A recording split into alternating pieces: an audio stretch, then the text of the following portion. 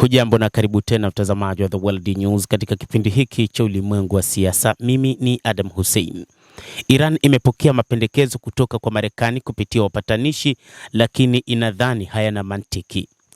Ismail Baqei, msemaji wa Wizara ya Mambo ya Nje ya Iran, amesema kama alivyonukuliwa na ofisi za shirika la habari la Urusi RT katika Jamhuri ya Kiislamu ya Iran. Wapatanishi wanaozungumziwa ni Pakistan, Uturuki, Misri na Saudi Arabia.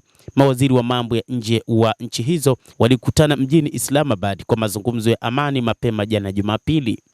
Spika wa bunge la Iran Mohammad Bagher Kalibaf hapo awali alidai kuwa vikosi vya nchi hiyo vinasubiri wanajeshi wa Marekani, huku akishutumu Marekani kwa kupanga uvamizi wa ardhini kwa siri alipokuwa akizungumzia mazungumzo hayo. Marekani imepanga kwamba huenda ikafanya mashambulizi makubwa ya siri ndani ya Jamhuri ya Kiislamu ya Iran kwa uvamizi wa ardhini. Hata hivyo, Marekani inaendelea kutuma wanajeshi kwa wingi kwa ajili ya kwenda kufanya uvamizi mkubwa. Kadhalika, Marekani inatuma meli za kivita kwa ajili ya mapambano zaidi katika eneo hilo la Mashariki ya Kati huko katika taifa la Iran. Na mpango mkubwa ambao Marekani inaupanga ni kuvamia katika eneo la kisiwa cha Kharj ambapo Iran ndipo inapozalisha karibia 90% ya mafuta. Marekani inaamini kwamba endapo itaingilia kijeshi Iran, hasa kwa kutumia vita vya ardhini, itakuwa ni rahisi kulishinda jeshi la Iran.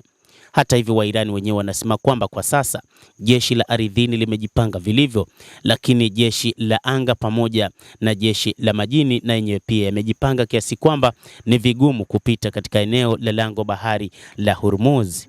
Na hivyo Marekani itakuwa na kazi kubwa sana ya kuweza kuhakikisha wanajeshi wake wanapita katika eneo hilo la lango bahari la Hormuz, ama pengine popote ambapo inaweza ikatumika kupita.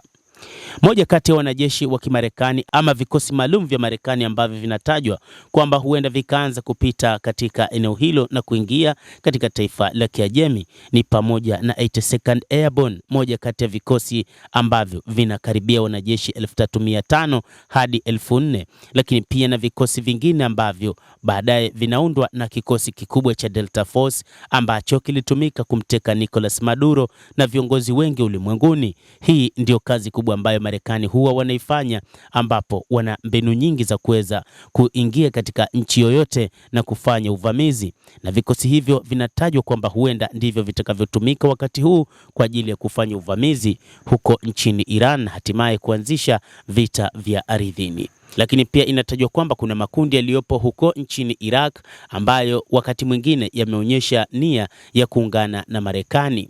Kamandi kuu ya Marekani ilisema jana kuwa USS Tripoli, meli ya kubeba ndege, ilibeba karibia watu 3500 wa huduma ya Marekani, imeshawasili katika eneo la Mashariki ya Kati, na mpango wa kuwasili kwa meli hiyo pamoja na askari hao ni kwa ajili ya kuendeleza mapambano dhidi ya Jamhuri ya Kiislamu ya Iran. Mtazamaji wa The World News, endelea kutufuatilia na nikusihi usisahau kulike, usisahau kucomment, kadhalika kusubscribe channel yetu hii upate habari hizi kwa mapana kupitia The World News. Mimi ni Adam Hussein, endelea kuwa nasi wakati wote, endelea kutufuatilia uyajue mengi yanayojiri duniani.